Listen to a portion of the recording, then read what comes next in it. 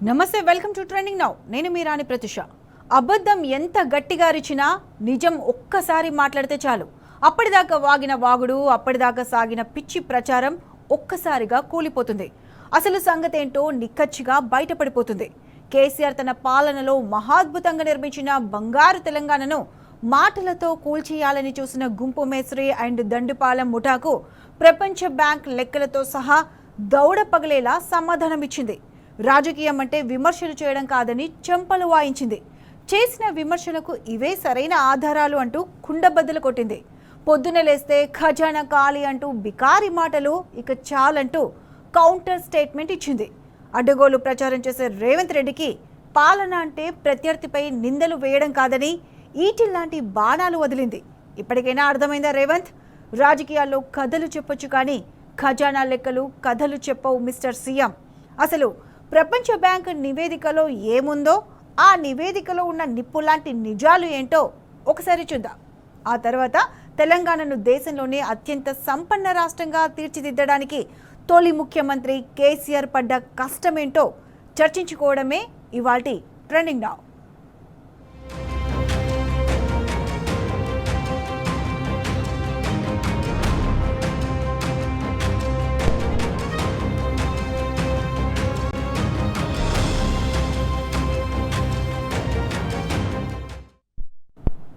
అవును, నిజమే. దివాలా దివాలా అంటూ ఎంత నెత్తి కొట్టుకున్నా, నోరు మొత్తుకున్నా తెలంగాణ అత్యంత సంపన్న రాష్ట్రమే. మన ఎంత మాత్రం దివాలా తీయలేదు. తన కంపు మాటలతో గుంపు మేస్త్రి అండ్ ముఠానే మన రాష్ట్రాన్ని దివాలా తీయిస్తున్నారు. అందుకు ప్రపంచ బ్యాంక్ నివేదిక స్పష్టమైన సంకేతాలు ఇచ్చింది. కేసీఆర్ వేసిన పునాది ఎంత పటిష్టంగా ఉందో అర్థమయ్యేలా తన నివేదికను సమర్పించింది. తెలంగాణ ఇంకా అత్యంత సంపన్న రాష్ట్రంగానే విరాజిల్లుతూనే ఉందని తేల్చి చెప్పింది. రాష్ట్రం దివాలా తీసిందని, ప్రజలు బికారీలో అయ్యారంటూ ముఖ్యమంత్రి రేవంత్ రెడ్డి చెప్పే పచ్చి అబద్ధాలకు వరల్డ్ బ్యాంక్ దిమ్మ తిరిగే సమాధానం ఇచ్చింది. ఇంతకీ ఏంటది?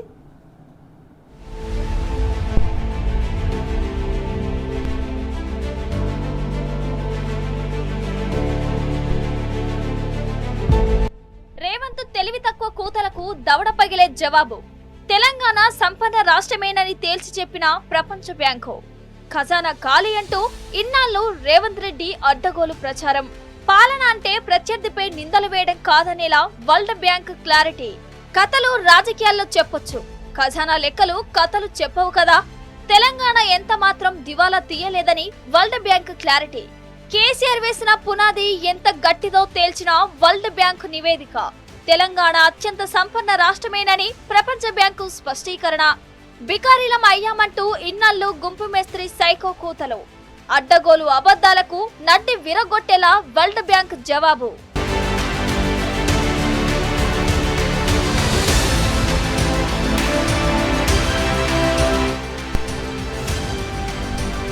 భారత్ దిగువ మధ్య ఆదాయ విభాగంలో ఉన్న తెలంగాణ ఎగువ మధ్య ఆదాయ వర్గంలో ఉందని వరల్డ్ బ్యాంక్ చాలా స్పష్టంగా కుండబద్దలు కొట్టింది.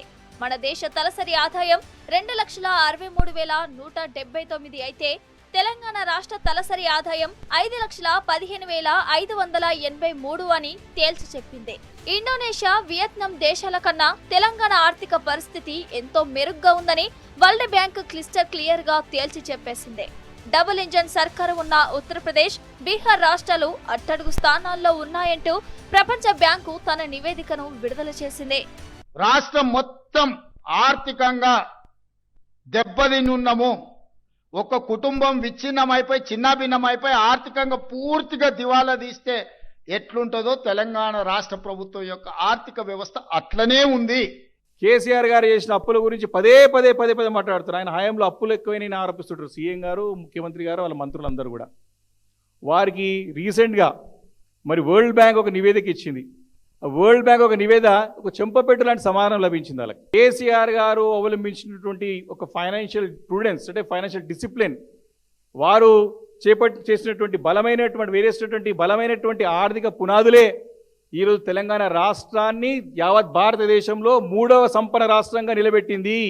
ఆ రోజు కేసీఆర్ గారు అవలంబించినటువంటి ఆర్థిక విధానాల వల్లే ఈ యొక్క ఫైనాన్షియల్ ప్రూడెన్స్ గురించి, ఫైనాన్షియల్ డిసిప్లిన్ గురించి, ఫైనాన్షియల్ స్టేటస్ గురించి అటు ఆర్బీఐ కానీ వరల్డ్ బ్యాంక్ కానీ గమనించినాయి. తెలంగాణ గొప్పతనాన్ని గురించి ఈ వరల్డ్ బ్యాంక్ కానీ ఆర్బీఐ చెప్తా ఉంటే ఈ కాంగ్రెస్ సన్నాసులకు అర్థమే అవుతలేదు. ఇంకా మోసం చేసిరు, పచ్చి మోసం చేసిరు. తెలంగాణ రాష్ట్రంని ప్రజల్ని మోసం చేసిరు, వంచారు, వారు మభ్యపెట్టారు. ఇంకా కూడా అదే ధోరణి.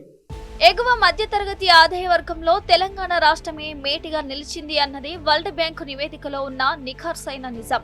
వ్యక్తిగత ఆదాయంలోనూ అద్భుతమైన ప్రగతిని సాధించింది అన్నది అందులోని సారాంశం. ఏ రంగంలో చూసినా ఆ రంగం ఆదాయంలోనైనా తెలంగాణ రాష్ట్రం రాకెట్లా దూసుకెళ్తోందని వరల్డ్ బ్యాంకు పెద్దల మాట. పెద్ద రాష్ట్రాలతో పోటీపడి అగ్రస్థానంలో నిలిచింది అన్నది వారి కితాబు. మరి ఇంత జరగడానికి కారణమెవరు? ఇంతటి అభివృద్ధికి కారకులు ఎవరు? తెలంగాణ తొలి ముఖ్యమంత్రి కేసీఆర్ ముందు చూపే ఇందుకు ప్రధాన కారణం. బీఆర్ఎస్ నిబద్ధత కలిగిన పరిపాలనకు ఇది నిలువెత్తు నిదర్శనం. తెలంగాణ ప్రజల జీవన ప్రమాణాలు, వినియోగ శక్తి పెరుగుదలకు స్పష్టమైన సూచిక అని వరల్డ్ బ్యాంక్ తన నివేదికలో స్పష్టంగా చెప్పేసింది.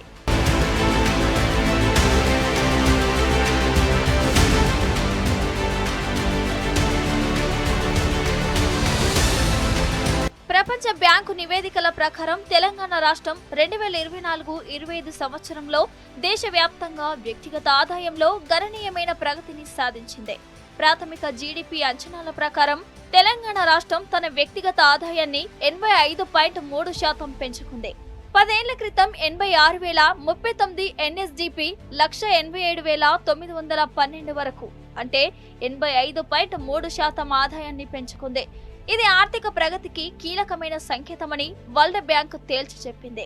2013-14 నుంచి 2023-24 వరకు తెలంగాణ రాష్ట్రం తలసరి ఆదాయంలో 84.3% వృద్ధి సాధించింది. ఆదాయంలో తెలంగాణ దేశంలోని ప్రధాన రాష్ట్రాలలో అగ్రస్థానంలో నిలిచింది. తెలంగాణ ఈ వృద్ధి సాధించేందుకు నాటి కేసీఆర్ ప్రభుత్వం అమలు చేసిన అభివృద్ధి సంక్షేమ పథకాలే ముఖ్య కారణాలు. డబుల్ ఇంజన్ గ్రోత్ ఉన్నటువంటి ఉత్తరప్రదేశ్ లో తెలంగాణ కంపేర్ చేస్తే తలసరి ఆదాయంలో ఉత్తరప్రదేశ్ యొక్క ర్యాంక్ అధ్యక్ష. తెలంగాణ తలసరి ఆదాయం 2,78,000 రూపాయలు అయితే డబుల్ ఇంజన్ గ్రోత్ ఉన్న ఉత్తరప్రదేశ్ ఆదాయం 71,000 అధ్యక్ష. లాస్ట్ బట్ వన్ అధ్యక్ష మొత్తం రాష్ట్రాలలో. This is the indication of double engine growth. Double engine కాదు, ట్రబుల్ ఇంజన్ అట్ అధ్యక్ష. ఉత్తరప్రదేశ్ ఆర్థిక వృద్ధి rate 7.26, but where the growth of Telangana is at 10.8%.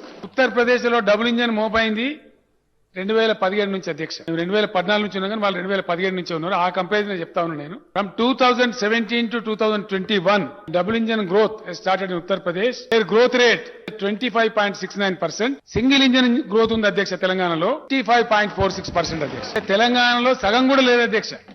Single engine కాడ రూపాయి సంపాదిస్తే డబుల్ ఇంజన్ కాడ ఆటాన్ని సంపాదించారు అధ్యక్ష. ఆర్థిక మౌలిక సదుపాయాలు, వ్యవసాయ రంగం, పరిశ్రమలు, పౌర సేవలు మెరుగుపరచడంలో కేసీఆర్ సర్కార్ నాడు ఎంతో ప్రత్యేకంగా కృషి చేసింది. ముఖ్యంగా రాష్ట్రంలో పెద్ద ప్రాజెక్టుల నిర్మాణం, వ్యవసాయ రంగంలో సాంకేతిక పరిజ్ఞానం ఉపయోగం, మౌలిక సదుపాయాల అభివృద్ధి, పారిశ్రామిక రంగంలో పెట్టుబడుల వెల్లువ వంటి అంశాలు ఈ విజయానికి సహకరించాయని వరల్డ్ బ్యాంక్ తన నివేదికలో స్పష్టం చేసింది. ఐటీ, ఇండస్ట్రీ పాలసీలు, గ్రామీణ అభివృద్ధి, పట్టణాభివృద్ధి, ఉద్యోగ కల్పన వంటి అనేక కార్యక్రమాల వల్లే ఈ ఆర్థిక స్థిరత్వం సాధ్యమైందని తేల్చి చెప్పినంత పనిచేస్తుంది. ఇది బీఆర్ఎస్ పార్టీకి, కేసీఆర్ విజనరీ పాలనకు నిదర్శనం. కేసీఆర్ 10 ఏళ్ల పాలనలో తెలంగాణ రాష్ట్ర ప్రగతి ప్రస్థానానికి ఇది మచ్చుతునక.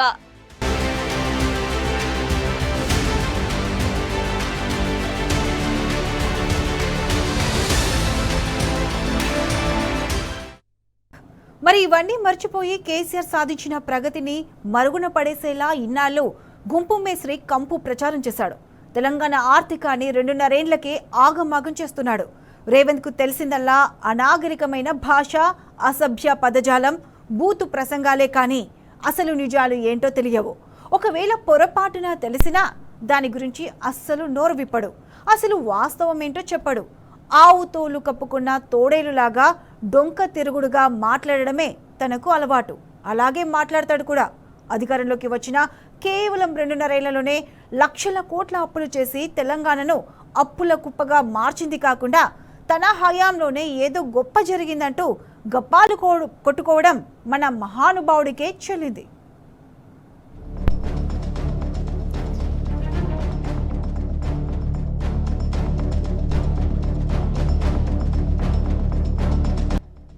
సంపద సృష్టించే తెలివి లేదు కానీ అడ్డగోలుగా అబద్ధాలు చెప్పడం మాత్రం తెలుసు మన ముఖ్యమంత్రికి.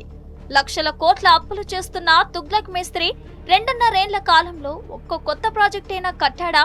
లేదు. పోనీ ఇచ్చిన హామీలనైనా పూర్తిగా అమలు చేశాడా? అది లేదు.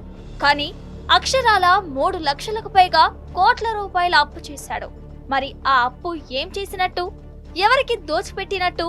ఏడికి పోయినా ఇజ్జత్ లేకుండా ఢిల్లీకి పోతే ఇజ్జత్ లేదు, గల్లీకి పోతే ఇజ్జత్ లేదు, పక్క రాష్ట్రానికి పోతే ఓయమ్మ ఇటు తెలంగాణలో ఇంతో మాట్లాడితే ఏం అడుగుతాడో అన్నట్టుగా తప్పించుక తిరిగే పరిస్థితి ఉండే. లోపల బనీన్ కు బొక్కలే ఉన్నాయి, డ్రాయర్ కు బొక్కలే ఉన్నాయి, అంగిల్ ఏనే లేదు. మీద షేర్వా అనేసుకొని నేను నవాబునని చెప్తే ఏం లాభం అయ్యా? మనం నవాబులం కాదు, బికార్లుగా మారినాం. కేసీఆర్ పాలన ముగిసే నాటికి తెలంగాణ దేశంలోనే అత్యంత ధనిక రాష్ట్రం. అలాంటి స్టేట్ ను కాంగ్రెస్ చేతిలో పెడితే ఏం చేసిందా పార్టీ? తన తెలివి తక్కువ తనంతో దివాలా తీయించింది. దీనిపైనే మన సీఎం కొన్నాళ్లుగా కారుకూతలు కూస్తున్నాడు. ఎన్నికలకు ముందు ప్రకటించిన సంక్షేమ పథకాల అమలుకు నిధులు సరిపోవడం లేదంటూ బీద ఏడుపులు ఏడుస్తున్నాడు. దాదాపు చేతులెత్తేయాల్సిన దుస్థితి దాపరించిందంటూ ఆ పాపాన్ని కేసీఆర్ సర్కార్ మీద నెట్టేశాడు.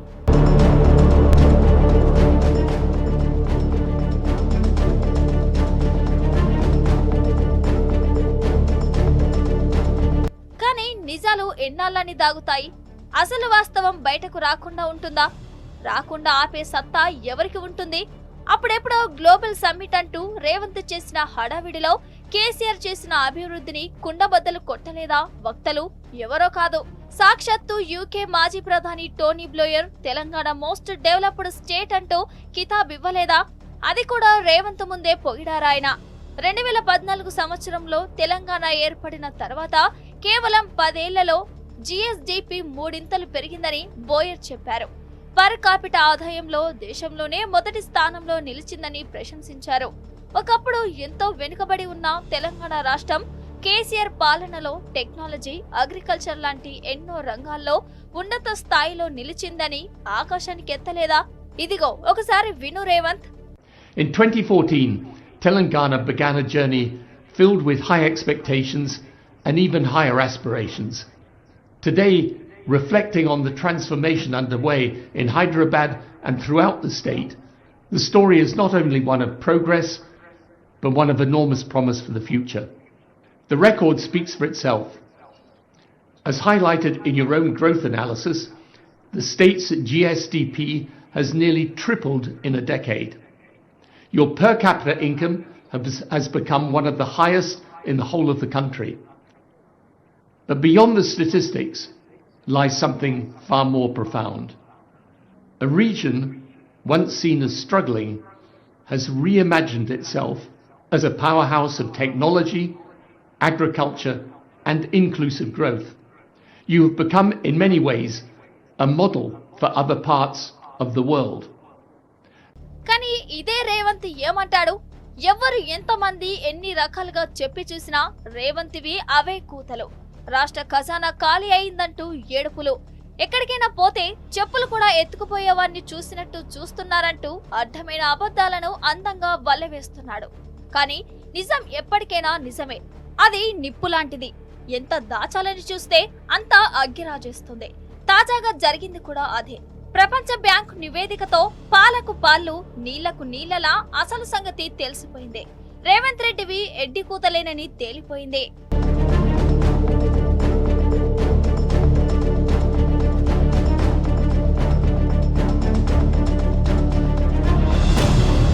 వరల్డ్ బ్యాంక్ అంటే ఇప్పుడు చెప్పిందేమో కానీ కేసీఆర్ పాలనలో తెలంగాణ తలసిరుల సవ్వడులు దేశవ్యాప్తంగా మారుమోగాయి.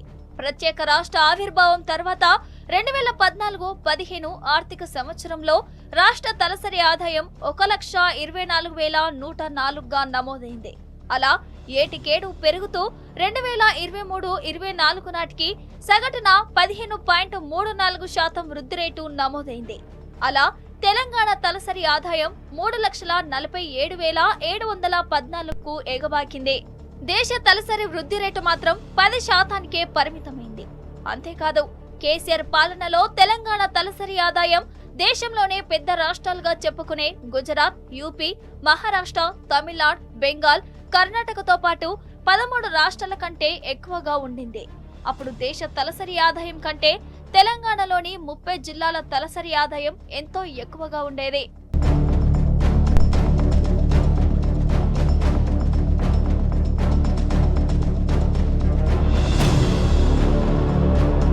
కేసీఆర్ పాలనలో తెలంగాణ రాష్ట్ర జీఎస్డీపీ పెరగటమే కాదు, దేశ జీడీపీలో వాటాను క్రమంగా పెంచుకుంది. దేశంలోని పలు రాష్ట్రాలతో పోల్చుకుంటే జీఎస్డీపీలో 2వ స్థానం, తలసరి ఆదాయ వృద్ధిలో మొదటి స్థానంలో తెలంగాణ దూసుకుపోయింది. ప్రత్యేక రాష్ట్రంగా ఏర్పడిన నాటి నుంచి కాంగ్రెస్ పాలన వచ్చే వరకు రాష్ట్ర స్థూల జాతీయోత్పత్తి అంటే జీఎస్డీపీ చాలా వేగంగా పెరగటమే కాదు, స్థిరంగా కొనసాగింది. వృద్ధి రేటులో అగ్రగామి రాష్ట్రాల్లో ఒకటిగా నిలిచింది. దేశంలో తలసరి ఆదాయం ఉంటది 13 నంబర్లో ఉంటుంది. ఇలా మనం 5 నంబర్కి వచ్చినాం. ఉత్తరప్రదేశ్ ఎంతనో తెలుసా? 29లో 28వ నంబర్. రాష్ట్ర ఆదాయాన్ని పెంచడమే కాదు, అప్పులు కూడా అదుపులోనే ఉంచారు కేసీఆర్.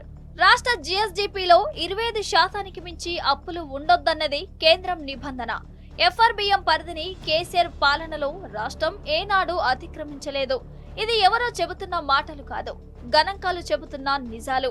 ప్రస్తుతం కాంగ్రెస్ పాలనలో రాష్ట్ర జీఎస్డీపీలో అప్పులు 22.83% ఉన్నాయి. ఇదే సమయంలో దేశంలోని 18 రాష్ట్రాల అప్పులు ఎఫ్ఆర్బిఎం పరిమితికి మించి నమోదయ్యాయి. అప్పుల్లో నాడు తెలంగాణ 25వ స్థానంలో ఉండగా సొంత రాబడుల్లో టాప్ పొజిషన్లో నిలిచింది. సొంత పన్ను రాబడుల పెరుగుదలలో దేశంలోనే అగ్రస్థానంలో తలెత్తుకొని నిలబడింది. 2014-2015తో పోల్చితే కేసీఆర్ పాలించిన 9.5 ఏళ్లలో సొంత రాబడులు 90% పెరిగాయి. వార్షిక సగటు వృద్ధి 11.52%గా నమోదైంది. మిగతా రాష్ట్రాలకు అందనంత ఎత్తులో సగర్వంగా నిలిచింది మన తెలంగాణ.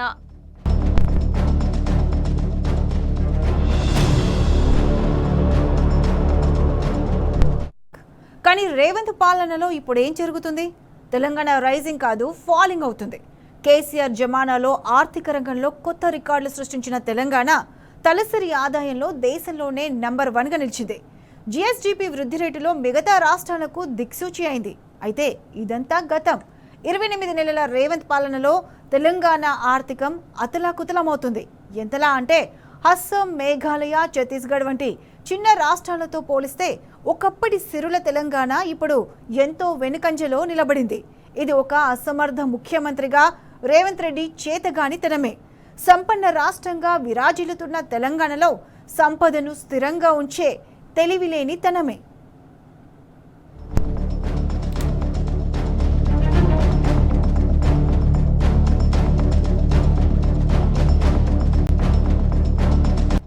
ఏ దేశమైనా రాష్ట్రమైనా ఆర్థిక అభివృద్ధి చెందిందని చెప్పడానికి అక్కడి పౌరుల తలసరి ఆదాయాన్ని, ఉత్పాదకతను ప్రామాణికంగా తీసుకుంటారు. తలసరి జీఎస్డీపీలోనే కాదు, వ్యవసాయం, పారిశ్రామికీకరణ, సేవలు, సంక్షేమం ఇలా అన్ని రంగాల్లోనూ గణనీయ పురోగతికి అవే ప్రబల సాక్ష్యాలు. విభజన తర్వాత పుట్టెడు సమస్యలతో కొట్టుమిట్టాడుతున్న పసికున్న తెలంగాణను కేసీఆర్ దేశంలోనే అగ్రగామిగా నిలిపారు. కానీ 2.5 ఏళ్ల కాంగ్రెస్ పాలనలో అంతా తలకిందులైంది. కేసీఆర్ ప్రభుత్వం వేసిన ఆ పూలబాటలో నడవడం కూడా రేవంత్ ప్రభుత్వానికి చేత కావడం లేదు. ఒకప్పుడు తలసరి ఆదాయం, జీఎస్డీపీ వృద్ధి రేట్లో దేశానికే చిరునామాగా నిలిచిన తెలంగాణ ఇప్పుడు అంతకంతకు ఆ ర్యాంకును కోల్పోతుంది. వృద్ధి రేటు క్రమంగా పడిపోతుంది.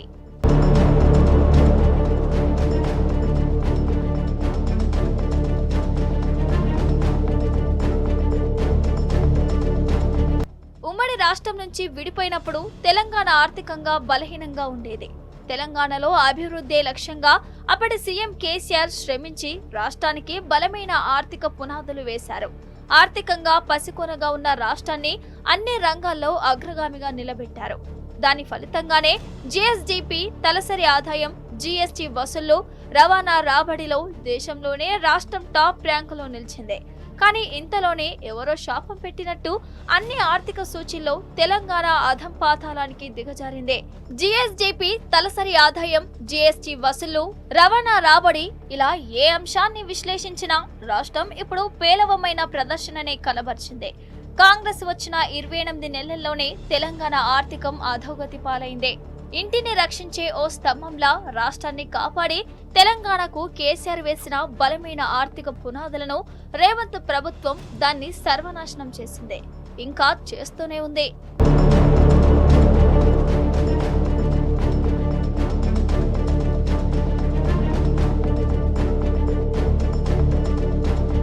తలసరి వృద్ధి రేటును ఒక దేశం లేదా రాష్ట్ర అభివృద్ధి వేగానికి నిదర్శనంగా భావిస్తారు.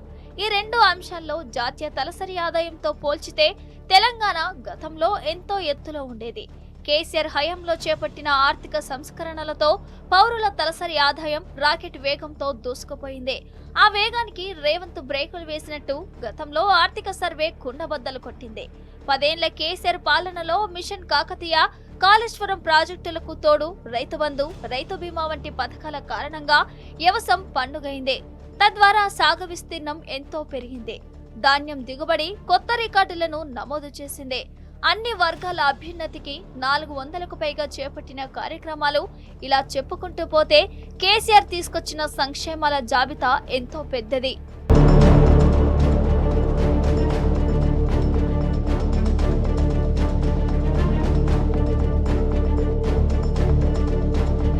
అయితే ఆర్థిక సర్వేలో ఆ అంశాలను గతంలో కాంగ్రెస్ ప్రభుత్వం ఏమాత్రం ప్రస్తావించలేదు. అవి కూడా తమ ఘనతగా చెప్పుకునే ప్రయత్నం చేసింది. గతంలో జరిగిన ప్రగతిని విస్మరించి తమ పాలనలో చేయనటువంటి పనులను కూడా చేసినట్టు చెప్పుకొచ్చింది. ఎలా అంటే కేసీఆర్ హయాంలో ప్రారంభమైన హరితహారం పథకం వల్లే రాష్ట్రంలో గ్రీన్ కవరేజీ జాతీయ సగటు కంటే ఎంతో ఎక్కువగా పెరిగిందనేది బడికి వెళ్లే పిల్లాడిని అడిగినా చెప్తాడు. రాష్ట్రంలో 27,688 చదరపు కిలోమీటర్ల మేర అటవీ విస్తీర్ణం పెరిగిందని ఆర్థిక సర్వే నివేదిక తెలిపింది. జాతీయ సగటు 23.59%తో పోలిస్తే తెలంగాణలో అటవీ విస్తీర్ణం 24.69%గా, అంటే 1.1% ఎక్కువ ఉన్నట్లు వెల్లడించింది. అయితే ఆర్థిక సర్వేలో అటవీ విస్తీర్ణం ఎంత ఉందన్న విషయాన్ని మాత్రమే పేర్కొన్న రేవంత్ ప్రభుత్వం దానికి కారణమైన హరితహారం పథకాన్ని నివేదికలో ఎక్కడా ప్రస్తావించలేదు.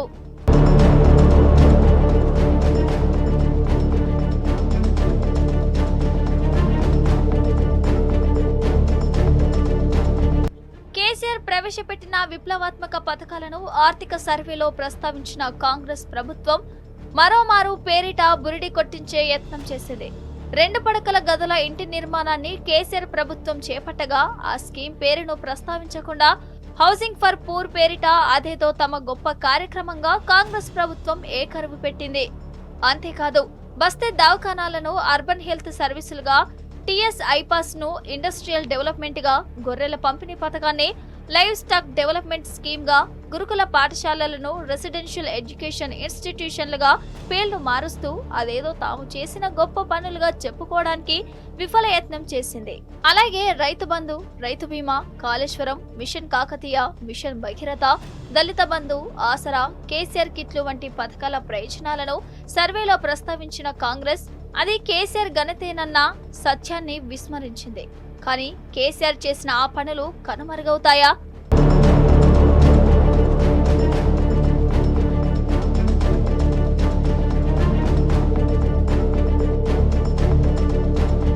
కేసీఆర్ పాలనలో వ్యవసాయం ఒక పండుగగా మారింది. అందుకే 2023లో వ్యవసాయం, దాని అనుబంధ రంగాలపై ఆధారపడి దాదాపు 47.34% మంది ఉపాధి పొందేవారు. ధాన్యం ఉత్పత్తిలో దేశంలోనే తెలంగాణ అగ్రస్థానంలో నిలిచింది. అయితే రేవంత్ ప్రభుత్వం అధికారంలోకి వచ్చిన తర్వాత సాగు రంగాన్ని 4.64% మంది విడిచిపెట్టారు. జీఎస్డీపీలో వ్యవసాయ రంగ వాటా నిరుడు 17.3%గా ఉంటే ఈ ఏడాది 15.1%కి పడిపోయింది. పరిశ్రమలు, మైనింగ్, తయారీ రంగ వాటా నిరుడు 16.4%గా ఉండగా ఇప్పుడు 16.3%కి పరిమితమైంది. దేశంలోని మొత్తం పౌరుల ఉత్పాదకతను జీడీపీగా వ్యవహరిస్తే రాష్ట్రంలోని పౌరుల మొత్తం ఉత్పాదకతను స్థూలంగా రాష్ట్ర స్థూల ఉత్పత్తిగా పిలుస్తారు. కేసీఆర్ పాలనతో పోలిస్తే జీఎస్డీపీ వృద్ధి రేటు రేవంత్ రెడ్డి పాలనలో 1.8% మేర తక్కువగా నమోదైనట్టు ఆర్థిక సర్వే గణాంకాలను బట్టి అర్థమవుతుంది.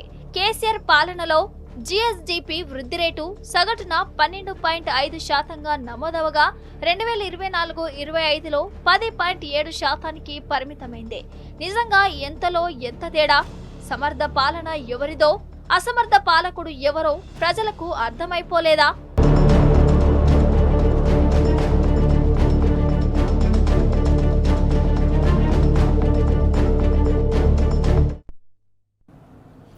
చూశారు కదా, ప్రపంచ బ్యాంకే పళ్ళు రాలగొట్టే సమాధానం ఎలా ఇచ్చిందో. ఇంత జరిగినా కూడా తనదే గొప్ప, తానే గొప్ప అని గప్పాలు చెప్పుకునే వాళ్ళను ఏమని పిలవాలి, ఎలా సంబోధించాలి? నిజంగా ఒకవేళ కేసీఆర్ పాలనలో ఆర్థిక వ్యవస్థ బలహీనపడిందనే అనుకుందాం. అట్లాంటప్పుడు అభివృద్ధి ఎలా సాధ్యమవుతుంది? తలసరి ఆదాయం ఎలా పెరుగుతుంది? జీడీపీ లెక్కలతో ప్రజల స్థితిగతులను అంచనా వేయడం ఎంతవరకు సమంజసం? జీడీపీ పెరిగితేనో, అతిపెద్ద ఆర్థిక వ్యవస్థగా అవతరిస్తేనో ప్రజల స్థితిగతులు మారిపోతాయా? సామాన్యుల జీవనం మారిపోతుందా? నిరుపేదల జీవితాలు మారినప్పుడు కదా అభివృద్ధి చెందినట్టు. దారిద్ర్య రేఖకు దిగువన ఉన్న వారి బతుకులు బాగుపడ్డనప్పుడు కదా అసలైన రాష్ట్రాభివృద్ధి సాకారమైనట్టు. మరి ఇప్పటికైనా పేదల అభ్యున్నతికి అక్కరకు రాని లెక్కలను పక్కన పెట్టి ఉపాధి కల్పన దిశగా పాలకులు అడుగులు వేస్తారా? వేయాలని కోరుకుందాం. ఇది ఇవాళ trending now. Keep watching tea news.